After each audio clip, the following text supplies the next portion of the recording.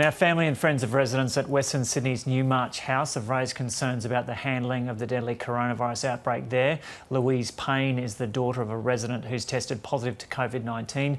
She says families aren't happy with the level of communication provided by the centre. I think all of the residents are extremely worried, obviously very shocked like everybody, that we've lost 5 residents in the last 24 hours, let alone all of the others. So, you know, we don't really know what's going on in there. The care that the nurses are providing is amazing and we thank them. I don't feel I'll ever be able to repay the nurses for what they're doing for our parents. We know that their actual day-to-day care is good now, it's good. But we're just not getting that information through from Anglicare. It has improved, but you know, our questions go unanswered. Response to an email, a group email, is saying that our requests some of them are not feasible, not appropriate and not safe. We're asking for some way that they can arrange visitation. We know we can't be inside the facility. We realise that we have to all be safe. But you know, why can't we have 1 or 2 family members stand outside the resident's window, perhaps on a roster basis? We've asked about that. Many of the families have asked about that. So we've got residents that are passing away and their families haven't been allowed to see them. It's over 5 weeks since we've seen them, they've seen us. And the nurses, whilst they're wonderful, our residents are faced with people that are masked from head to toe, and their mental well-being, it must just be so low, and they're affected.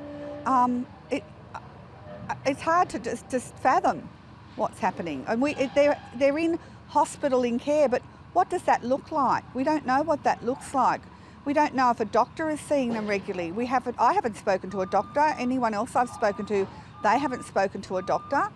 So we don't really know exactly the day-to-day things that are happening. We do get a daily call from a nurse, and that might come, you know, 9 o'clock at night or whenever they can do it because they're so busy, and that's good, but that's all. I think we need a hotline in there. We've asked for this. The phones go unanswered. We have quite a few numbers to get in there, but they do go unanswered, and it can take you 3 hours to get a response.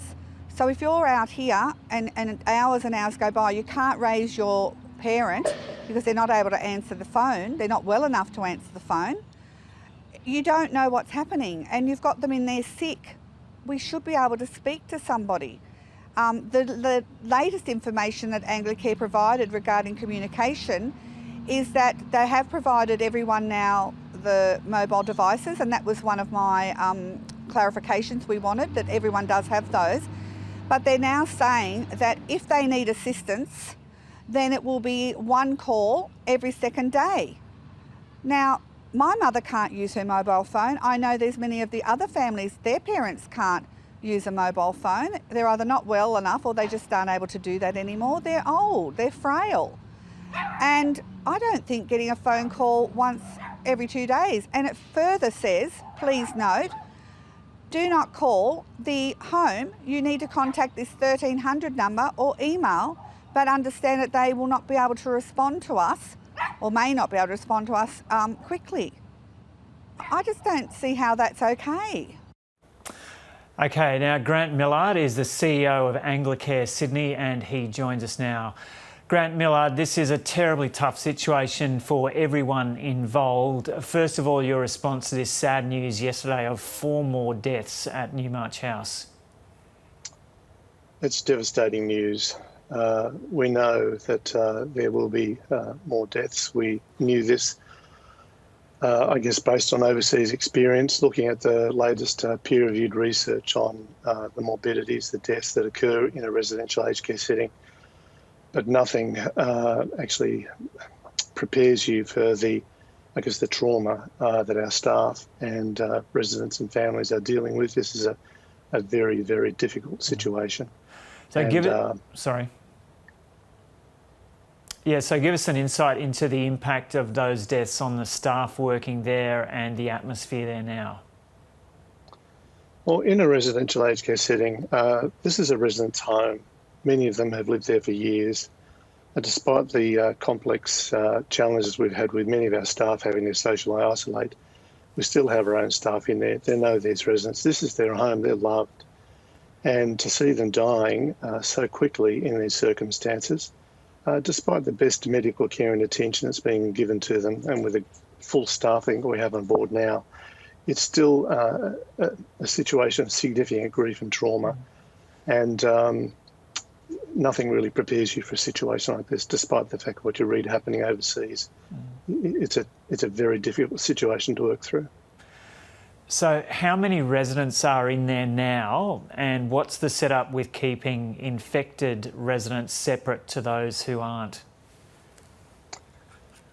From the very beginning, we were isolating residents to their own homes and looking to pursue a strategy of what's called cohorting residents to different locations. State Health have undertaken a rigorous testing regime to prove that negative tested residents are truly negative, and we're looking to have them quarantined in one particular location. The separate staff are dealing with positive residents and negative residents. There are 6 zones that are set up into the home itself with discrete staffing allocated to those units for those particular residents. We are monitoring, supervising the full use of personal protective equipment for every resident in the home in every place. We have supervisors, clinical nurse educators, and people actually policing the use of PPE, because this virus it's virulent. And despite the fact that people might be tested once, 2, 3 times, we know that based on overseas experience in an enclosed environment, despite the best efforts, despite rigorous use of PPE, you can't always rule out that there might be further contamination, but everything is being done by skilled practitioners in this place to make sure that that does not happen. And so how many residents are in there now, and how many staff are looking after them? I don't have the figures on registered nurses for this morning, but that's updated daily. Yesterday's numbers in the morning, we had 21 registered nurses, which is an extremely high level for residential aged care facilities, really running as a pseudo hospital at the moment. 25 carers. We have 11 cleaners who are swabbing, cleaning, going over everything. 8 servery staff. We have lifestyle workers, administration. There's a larger number of people on site to provide care to the residents. There is also a GP in the home, the hospital in the home program run through Nepean Blue Mountains Hospital. Was running. Associate Professor James Brandley has been in the home, I think, pretty much every day, attending to residents' needs and looking after the testing regime. But now we do have a doctor also in the home, I think from Wednesday, yes, that's right, who is there, I think between the hours, 7 hours a day, 7 days a week, 10 hours a day. Yeah. Yeah, and can you tell us how many residents are left in there now? We have, with the recent deaths, I think that makes 81. Yeah, so there are still a lot of residents in there, and you're concerned there could well be more deaths? One just needs to look at the peer-reviewed research on the morbidity rate in residential aged care settings in skilled nursing homes to know that this virus is particularly dangerous for people who are already frail age. And people in residential aged care, they have a number of pre-existing illnesses. They are normally attended to, and death in residential aged care, it is a common occurrence. That is no surprise to people. But the circumstances in which this is coming, it's unprecedented and it is traumatic. And are any of those 81 residents in there now in a critical condition? I can't give you that information. I would like to be able to share that, but that information is really under the purview of State Health and is released by them on a daily basis. We were warned on the weekend to expect a number of very difficult days this week with residents passing, so we do anticipate more deaths, yes. Okay, now let's get to the situation of the relationship with the families who are obviously and understandably extremely concerned about their relatives who remain in there. The families have sent, a number of the families have sent you a letter. One of the first things they raise is they want confirmation that all residents have fully set up mobile devices in individual rooms so that family members receive daily scheduled face-to-face time contact. A designated time mutually convenient between Newmarch and the family must be agreed upon and carried out daily with the assistance of a staff member allocated to the resident. In the circumstances, that would seem to be a reasonable request. Is that possible now for a relative to make contact, make a phone call to their loved one, and for you to facilitate that? Well, before this letter was received, we had already distributed mobile phones to every resident in that room. The phone is labelled. It has the name of the person responsible. That is the people who we are obliged to only speak to in terms of the care of a resident. That name and that contact number is there. And we understand that many residents are not able to use a mobile phone, but that is there in the room, charged and available for outbound calls. For those residents who are positive for COVID-19, at least one call is being made by an RN per day. And I note that Louise, on your previous interview, actually said that that was taking place. Yeah. So I understand, as I understand it, that's a conversation between the RN and the family member. But can Newmarch House facilitate someone in the room with a family member to ensure that there is a call between the resident and the family member? That seems to be the request, that because some of these people aren't able to use the phones themselves, so they need someone there to help them make that call. Can you facilitate that at the moment? We are facilitating that. We do have lifestyle workers in the homes, and their job is to actually facilitate those FaceTime and Skype calls. That's happening. Look, the issue is that we want that to happen more often. We want more people to be able to do this. But you need to appreciate that some people you bring in to try and do these services, they're not clinicians, they're not used to wearing personal protective equipment and to doing this. And it's a very dangerous place for people to be working. So we need to make sure that people we're putting into harm's way are fully skilled and capable to do this. I completely acknowledge the difficulties and the challenges that families are experiencing. They want communication. They want to know what's happening. They want to see their mum, their dad.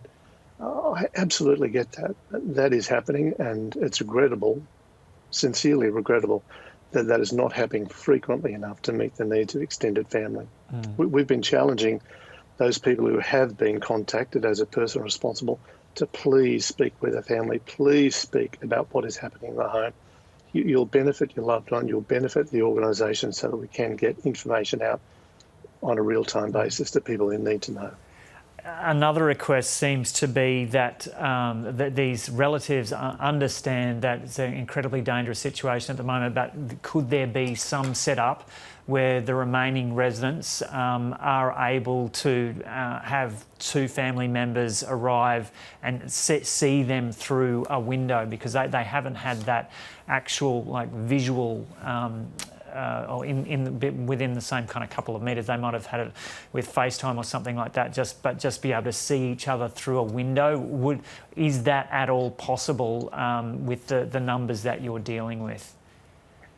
Look, that sounds completely reasonable to me. In fact, we had a look at a solution called window therapy, which is pretty much exactly what you're talking about, where residents are actually communicated with and given therapy through the window, through a service that provides that. We spoke about that with the regulatory authorities, and we're willing to do that.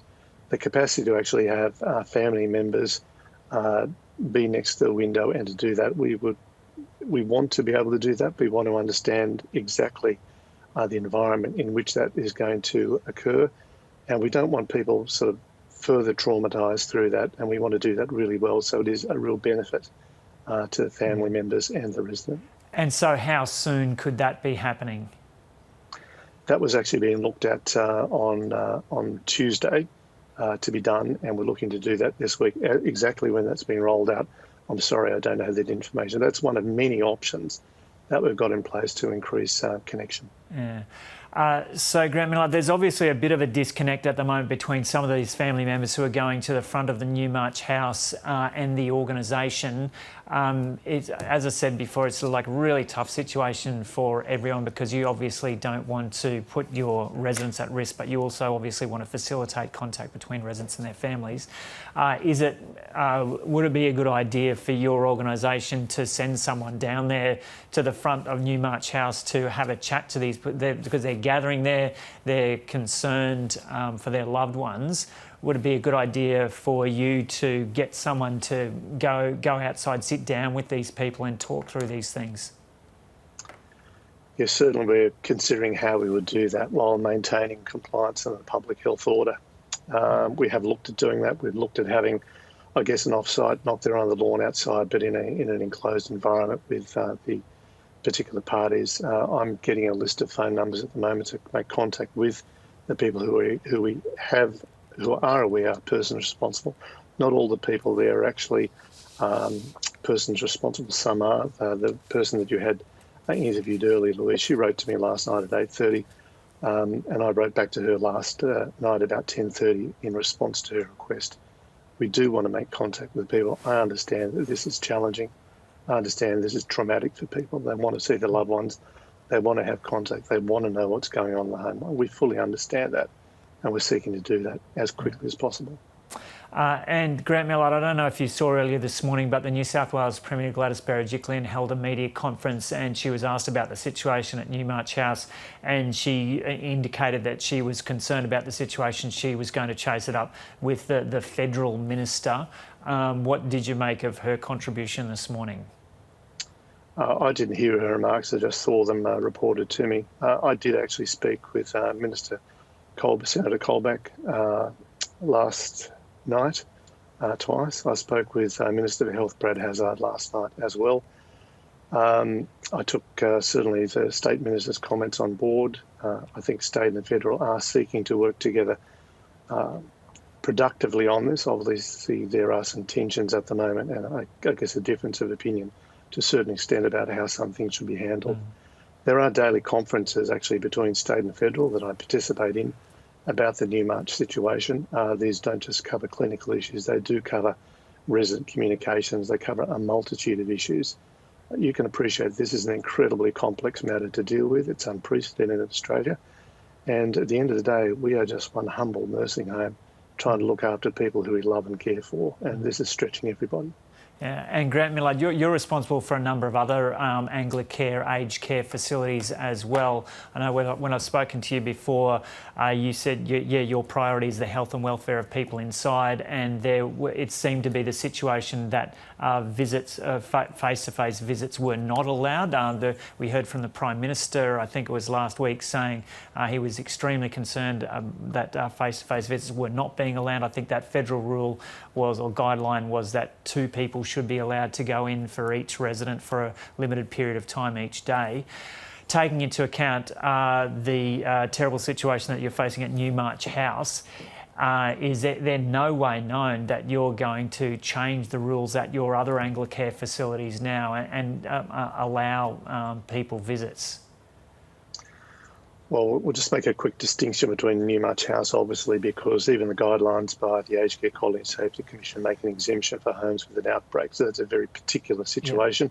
Yeah. And even there, we are providing access visits to family members for residents who are in palliation. I've spoken to families who have actually taken that up. In other home settings, I think it's no surprise that all the peak bodies and most providers around Australia have taken exception to the Prime Minister's view and that of Senator Colbeck. I respect their opinion. We are absolutely mindful of the mental health, the well-being of residents and their families. Our love is to open up. We want to do that. From my perspective, and particularly with my recent experience and the trauma that residents are going through at this stage, I just want a high degree of certainty that we will not have further infection in residential aged care settings. As we will be looking to facilitate further access, they will have to be in a controlled environment. It can't go back to business as usual, as much as we'd want to do that. The lives of these people, they're precious to us. Our concerns are in their best interest to look after them. Yeah. Okay, Grant Millard, thanks so much for talking to us this morning from Sydney, and some further tough days ahead. Thank you.